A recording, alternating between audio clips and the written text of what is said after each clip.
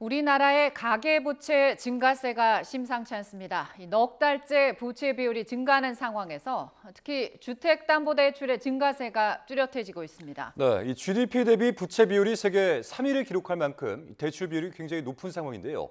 부동산 규제 완화 정책이 오히려 이 가계 빚을 키우고 있다, 이러한 지적이 나오고 있습니다.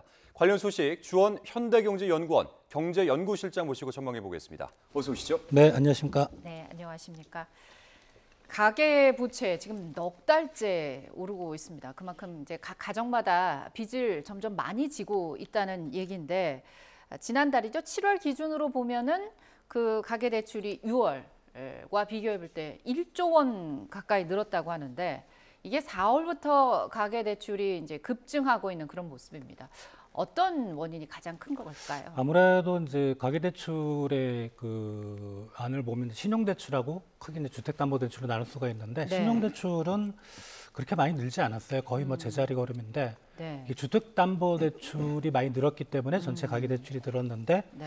결론은 뭐 그 우리가 충분히 추론이 가능하죠. 부동산 경기가 그나마 이제 좀 좋아지고 있다. 최근에 보면은 이제 아파트 매매 거래량도 많이 좀 늘었고 예. 입주 물량이나 분양 물량도 많이 늘었고 이러다 보니까 이제 그 담보대출에 대한 수요가 많이 증가했고요. 네. 그게 결국은 이제 가계부채를 최근에 많이 올렸던 그런 원인이라고 보시면 될 것 같습니다. 그럼 그렇게 아파트 매매가 증가를 하고 있다, 이 자체를 두고 보면 저희가 이 경제가 좀 활성화를 띠기 시작했다, 이렇게 이해를 할 수 있을까요?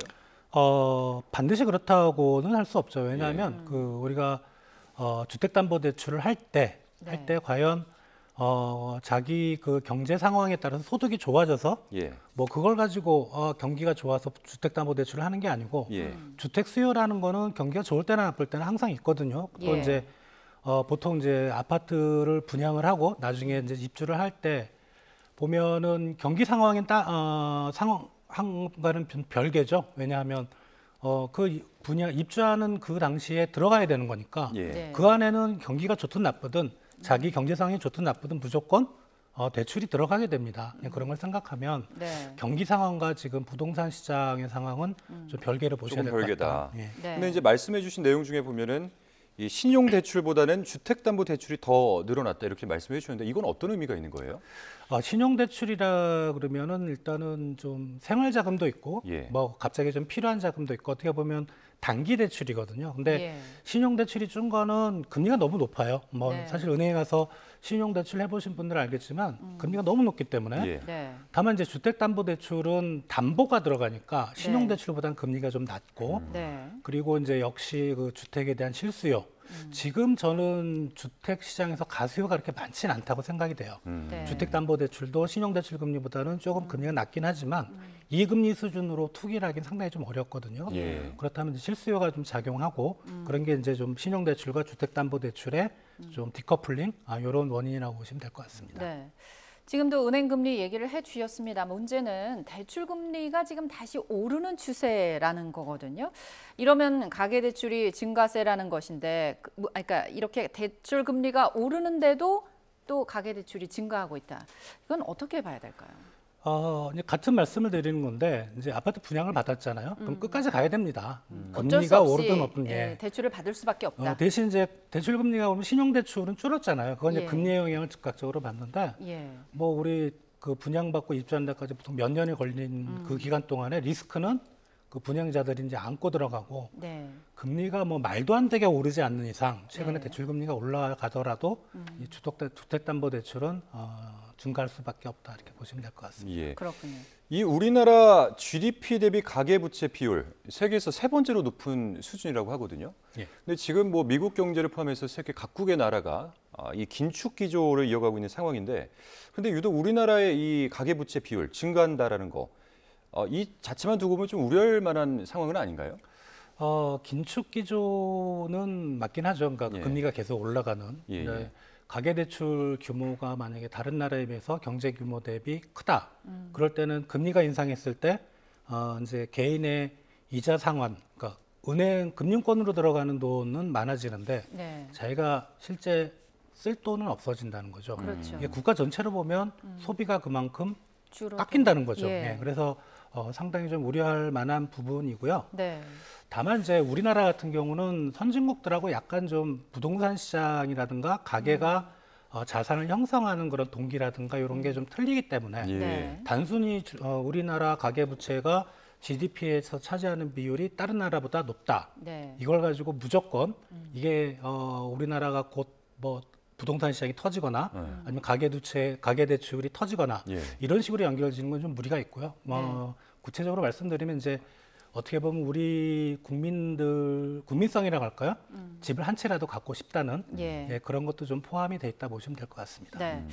지금 이제 가계대출 문제, 가계부채에서 중요한 이 주택자금대출, 이 DSR로 불리는 소득 대비 부채 비율이 지난해 기준으로 봤을 때 호주에 이어서 두 번째로 높은 상황이거든요. 요즘 그런 말들 한동안 많이 했었죠. 영끌족들 모든 걸 다 모아가지고 이제 아파트 한 채 살려고 하다 보니 크게 이 영끌족이 늘어난 상황에서 이 주택담보대출 증가가 가져올 문제는 어떤 것들이 좀 있을까요? 일단 가계 대출이 GDP에서 차지하는 비중 3이라는 거는 저는 개인적으로 크게 우려할 만한 문제는 아니라고 생각해요. 아, GDP라는 그렇습니까? 거는 경제 규모에 대비한 거니까 네. GDP를 구성하는 요인들은 많거든요. 충분히 네. 우리가 버퍼링할 수 있는 그런 여지가 있는데 말씀하신 DSR 대비, 그러니까 자기의 소득 대비 부채 상환 비율이 높다는 거, 네. 이거는 좀 우려할 만한 부분인 것 같아요. 그러니까 우리가 네. 한 14%가 좀 안 되는 수준으로 알고 있는데 네. 그렇다면 자기 이제 벌어들인 소득의 한 14% 정도는 그냥 이자로 내버린다는 거거든요. 예. 이 비율이 평균적인 비율이기 때문에 만약에 네. 취약계층으로 들어가면, 그러니까 저소득층으로 들어가면 이 비율이 훨씬 높아질 수 있고요. 예. 그러면 취약차주라고 할 수 있죠. 소상공인이나 저소득층에서 디폴트가 발생할 수 있다. 네. 물론 이제 저는 개인적으로 우리 가계부채 시장 전반이 부실화되지는 않을 거라고 생각이 돼요. 왜냐하면 최근에 가계대출이 이제 주택담보위주이기 때문에 이거는 상당히 튼튼한 대출입니다. 네. 그러니까 LTV를 우리가 최근에 상향 조정을 했음에도 불구하고 우리가 과거 이제 부동산 시장이 폭락했을 때 평균적으로 보면 가격이 한 10% 20% 떨어진 데서 그쳤어요. 그러니까 충분히 은행권으로 전이되지 않는데 근데 예. 이제 취약계층의 부실 문제는 1금융권은 아니겠지만 2금융권, 그다음에 3금융권, 4금융 이쪽의 금융시장을 경색시킬 우려가 있고 또 이제 사회 전체적으로 보면 양극화 문제를 더욱 악화시킬 수 있는 거죠. 예. 그런 부분에서는 말씀하셨던 DSR 대비 가계부채 비중 예. 이건 상당히 좀 우려할 만한 부분이라고 생각이 됩니다.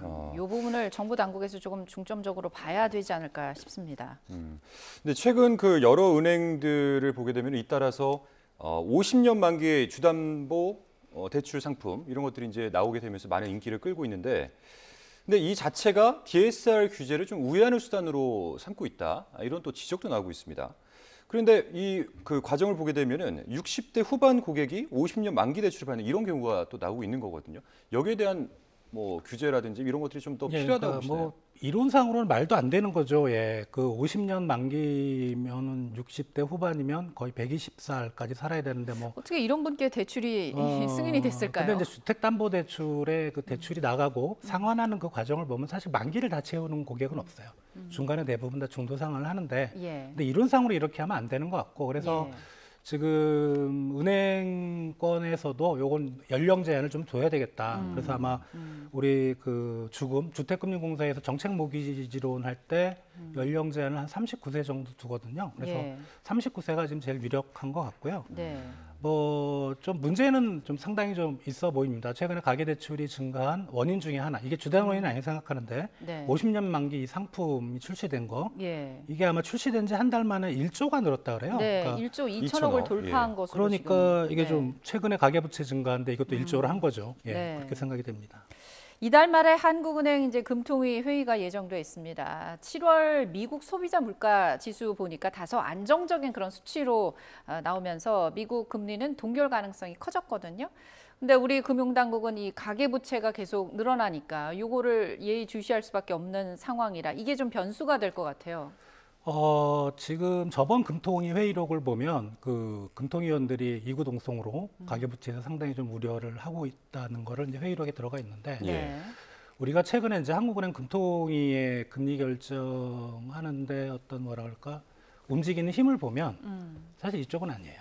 그래요. 예, 이쪽은 아니고 실질적으로 예. 미 연준이 어떻게 하느냐, 네. 예, 그거에 달려 있고요. 그리고 최근에 우리 물가 상승률도 많이 좀 낮아졌죠. 네. 그리고 사실 뭐 물론 금통위원들의 머릿속에 제가 들어가 보지 않은 생각들은 모르겠지만 그 가계 부채보다는 네. 지금 고금리 때문에 PF 시장이 불안한 거, 예. 그거를 사실 더 우려하고 있을 수도 있겠다. 왜냐하면 가계 부채는 개인과 금융기관 간의 거래이기 때문에 사실 이게 문제가 되더라도 좀 취약계층을 중심으로 좀 일부에 국한될 수 있는데 PF 시장은 만약에 문제가 터지면 네. 이건 경제 전반으로 흘러갑니다. 건설 산업 전반에 예, 문제가 될 수 그리고 있죠. 규모 자체도 크거든요. 건건히 예. 보면. 그래서 금리를 여기서 만약에 가계부채를 뭐 줄인답시고 금리를 올리면 네. PF 시장은 더 어려워지는 거죠. 그런 걸 생각할 때 네. 가계부채가 물론 영향은 줄 수 있겠지만 금통위의 네. 큰 결정 요인은 아니다 이렇게 보시면 될 것 같습니다. 그렇군요. 알겠습니다. 이런 가운데 국민연금 그 조기 수령자가 80만 명을 넘었다는 소식이 또 있습니다. 근데 이제 국민연금을 조기 수령을 하게 되면은 그만큼 수급액이 줄어들게 되는데 그 손해를 감소하고라도 조기 수급을 한다. 이건 어떤 의미로 봐야 될까요? 국민연금 받는 연령이 높아졌죠 최근에. 예. 그러니까 예. 과거에도 조금씩 높아졌던 그런 케이스가 있는데 높아졌을 때마다 조기 수령액이 늘어났습니다. 왜냐하면 우리가 이제 법적으로 놓은 그 퇴직 연령이 60세 정도인데 네. 한 3년에서 많게는 5년 정도의 공백기가 생기거든요. 예. 그 연금 공백- 수령 전까지 그렇죠. 그 그 공백이 안에는 있죠. 아무런 소득이 없는 거예요. 그게 가장 큰 걸로 생각이 되고요. 또 한 가지 예. 원인은 이제 많이 좀 제기가 되고 있는데 건강보험료 문제인데 네. 이게 무슨 얘기냐면 네. 이제 건강보험을 자기가 이제 사업을 하거나 일을 하거나 할 때는 자기가 그냥 직장이나 사업소득자 거기에 넣으면 되는데 이제 그 퇴직을 하게 되면 자식한테 들어가야 되거든요. 예. 그러면 이제 거의 공짜입니다. 공짜인데 음. 이게 이제 들어가더라도 어떤 이유로 그 사람이 소득이 있을 수 있습니다. 예.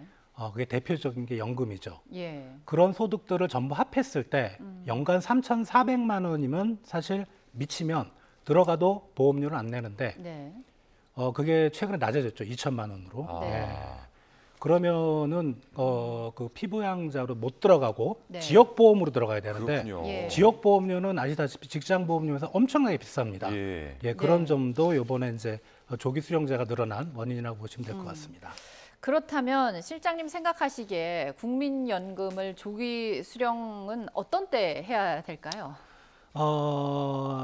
물가 상승률을 좀 생각을 해봐야 되는데 지금 물가 상승률이 높지만 물가 상승률이 좀 점점점 낮아지거든요. 네. 그리고 이제 건강보험료 단기적으로 좀 가계 경제 상황이 어렵다, 정말 어렵다. 이럴 때는 조기 수령을 해야 되겠지만 네. 좀 뭐 10년, 20년 놓고 보면 가계 어떤 생애 소득 주기 사이클이 큰 문제가 없다 그러면 네.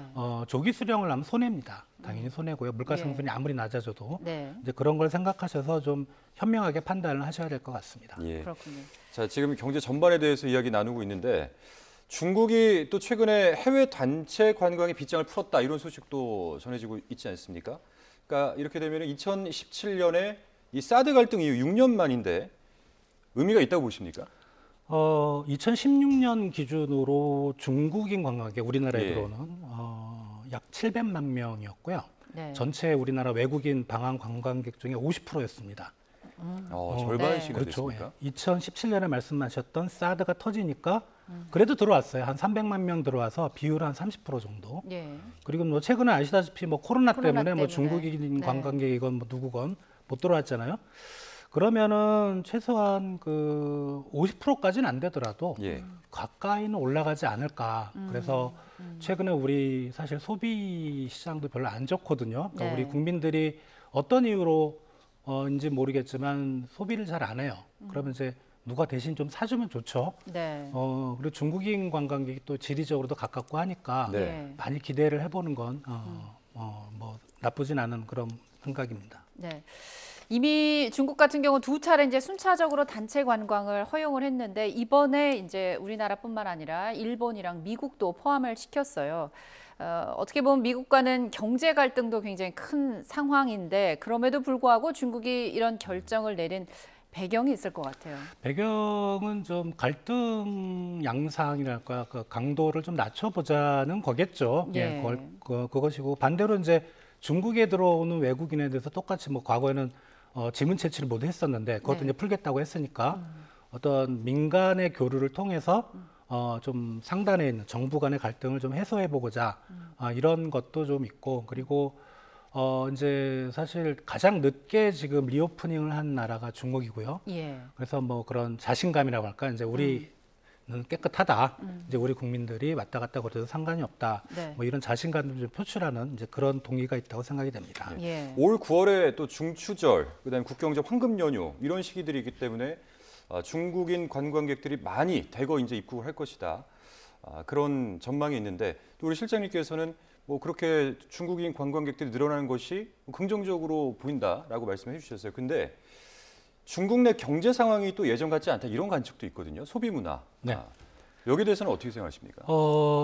이게 우려가 되는 게 이제 중국의 디플레이션이죠. 그러니까 예. 디플레이션이라고 하면 간단하게 말씀드리면 물가가 떨어진다는 거죠. 그러니까 물가가 떨어지면 좋은 게 아니냐. 모든 나라들이 지금 물가가 올라서 걱정인데. 네. 근데 물가가 떨어지는 게 조금 장기화되면 이제 이런 가게 입장에서는 이런 생각을 가지게 됩니다. 네. 지금 사는 것보다 한 달 뒤에 사는 게 더 싼데 그렇죠. 왜 굳이? 소비를 안 하는 거죠. 예. 네. 이게 심리가 고착화돼 버린다는 게 문제인 거죠. 이러면은 경제가 망가지는 거고 그게 이제 일본이 과거에 경험했던 그리고 최근까지도 경험했던 그런데 이제 중국인 관광객은 우리가 많이 들어왔을 때 뭐 수백만 명 수준인데 네. 사실 지금 중국 은행권의 금리는 계속 낮아지는데 네. 예금 금리가 낮아지는데도 불구하고 예금 잔액이 증가하고 있다 그래요.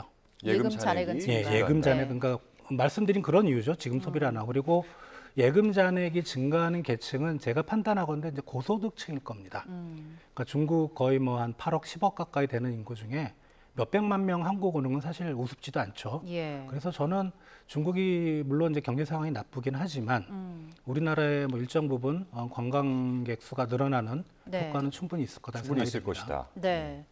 참 연초만 해도 이제 이 제로 코로나 정책 폐기와 맞물려서 강력하게 중국이 내수도 회복이 되고 뭐 그럴 거란 전망이 많았는데 말씀하신 것처럼 이상하게 소비자들은 불안감을 느껴서 그런지 지갑을 안 열고 있거든요. 그래서 이제 지금 디플레이션이 이제 거의 뭐 현실화됐다 이런 분석들이 많더라고요.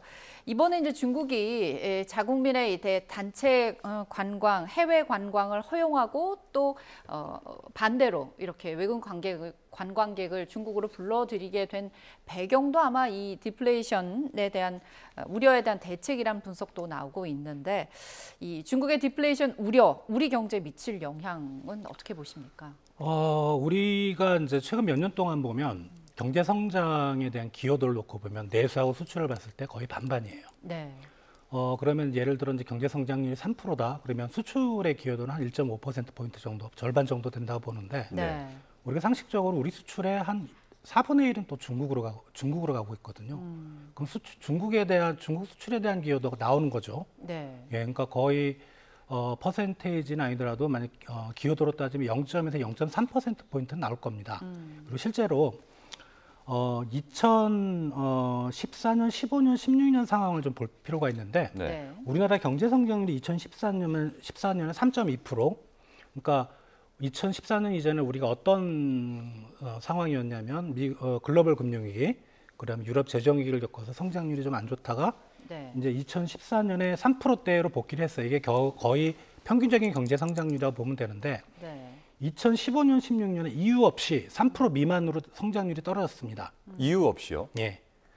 전 세계 상황은 나쁘지 않았어요. 예. 이유가 뭐였냐면 그때 중국 경제가 디플레이션까지는 아니고 경착륙이 들어갔습니다. 예. 그래서 우리나라 대중국 수출이 그때 2015년에 마이너스 5.6%가 나왔고 2016년에는 거의 마이너스 9%까지 나왔습니다. 그랬군요. 그러니까 중국 경제가 나빠지고 우리나라 대중 수출이 안 되면 우리나라 경제 성장률이 절대 좋을 리가 없습니다. 예. 그러니까 이번에도 올해도 어쩌면 중국의 디플레이션이 길어진다면 내년에도 우리 성장률을 개인적으로 한 0.에서 0.3 정도는 잡아먹는 그런 효과를 내지 않을까 생각이 됩니다. 예. 네.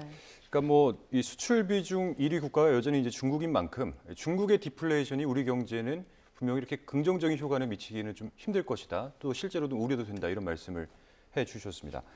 그리고 중국 디플레이션 우려가 이렇게 계속 커지면서 중국 정부하고 우리나라 정부가 어떤 대책을 내놓을지 이게 이제 좀 관심이거든요. 우리나라 정부 차원에서의 대책은 어떤 것들이 있을까요? 우리나라는 대책을 할 수가 없죠. 예, 중국 상황이기 때문에 우리가 뭐 어떻게 할 수 있는 건 아니고 예. 중국 정부의 이제 경기 부양책을 우리가 기대를 해보는데 네. 사실 이게 이제 경기 부양책을 기대하는 이유가 2008년 글로벌 금융위기 터지자마자 네. 중국 정부가 한 4조 위안 정도로 대규모의 재정 지출을 확대하는 정책을 펼쳤거든요. 네. 근데 지금 중국 정부가 최근에 발표한 게 1조 위안입니다. 그러니까 물가 상승률을 고려하면 4조 위안이 지금 돈으로는 한 5조 위안 넘어야 되고 그건 평균적인 소비자 물가 상승을 고려했기 때문에 중국 내 체감상으로는 거의 8조 위안 정도는 풀어야 돼요. 그 정도의 경기 부양 효과가 나오려면. 예. 그런데 그때 상황하고 지금 상황하고 틀린 게 뭐냐?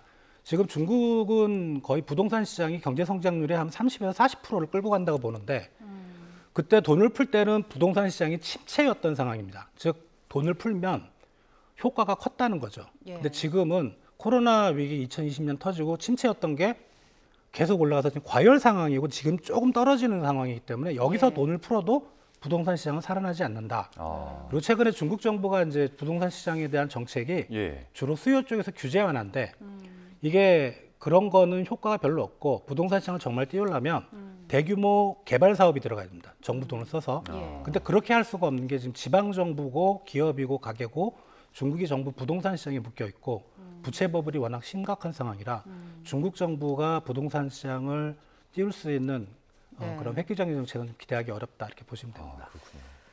전 세계가 코로나 팬데믹 이후에 너무 많은 돈을 풀어서 이제 대부분의 나라들은 인플레이션을 걱정하고 있는 상황인데 중국만 그 반대니까 좀 아이러니한 상황이 아닐 수 없습니다. 말씀하신 대로 중국이 디플레이션 그 징후들을 많이 나타내고 있는데 중국 정부가 내놓을 수 있는 어떤 경기 부양책 어떤 것들을 내놓을지 저희가 좀 관심을 갖고 지켜봐야 될 것 같습니다. 네, 지금까지 주원 현대경제연구원 경제연구실장 모시고 얘기 나눠봤습니다. 오늘 말씀 고맙습니다. 고맙습니다. 네.